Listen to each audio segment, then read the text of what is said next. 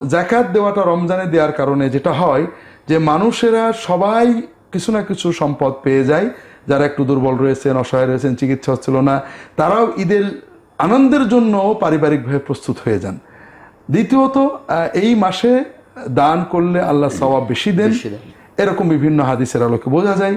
যেমন রাসূলুল্লাহ সাল্লাল্লাহু আলাইহি ওয়াসাল্লাম বলেছেন রমজানে উমরা করলে রাসূলুল্লাহ সাল্লাল্লাহু আলাইহি ওয়াসাল্লামের সাথে একটা হজ করার সওয়াব পাওয়া যায়।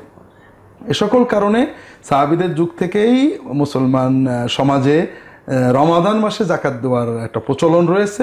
এটা ভালো, এটা সওয়াব বেশি আছে, মুসলমানরা একসাথে অনেক সহযোগিতা পান যারা অসহায় দরিদ্র।